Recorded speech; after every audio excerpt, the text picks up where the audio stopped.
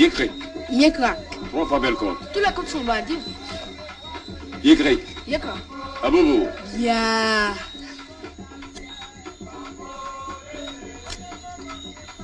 Il était une fois, à la Martinique, un vieux nègre, triste et laid. Un menteur dirait laid comme José. Mais moi, qui suis pas menteur du tout, je dirais laid comme Médou. Tous les jours, le vieux nègre parlait de son pays. Y. Yekrak. Yémissikrik. Yemistikrak.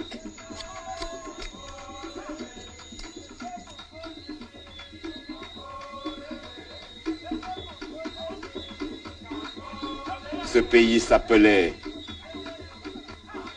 Afrique. Le pays de mon papa. Le pays du papa de ton papa. Oui. Crac.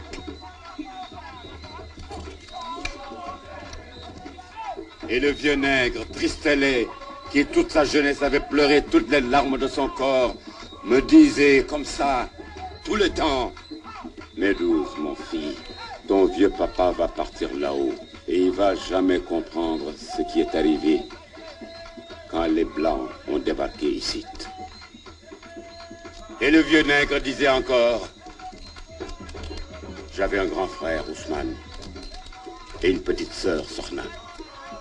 Les hommes blancs nous ont chassés, attrapés avec des lassos.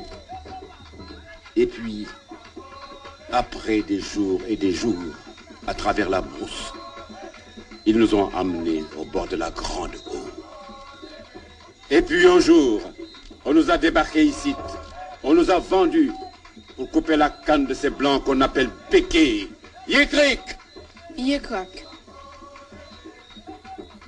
J'étais jeune garçon, comme toi, Médouze. Lorsque tous les nègres marrons étaient descendus des mornes avec des bâtons, des coutelas, des fusils, des flambeaux, ils avaient envahi la ville de Saint-Pierre, incendié toutes les habitations. Pour la première fois, les nègres voyaient les blancs trembler, s'enfermer dans leurs belles maisons et mourir. C'est comme ça que l'esclavage est fini. Yékrik! Yekrak.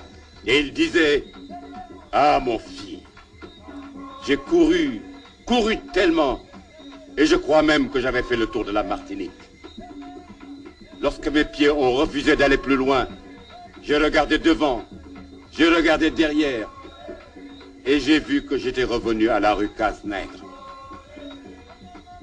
Il n'y avait plus qu'à retourner à la canne. On était libre, mais on avait le ventre vide. Le maître était devenu le patron. Alors, je suis resté comme tous les autres nègres dans ce maudit pays. C'est comme ça que parlait mon vieux papa.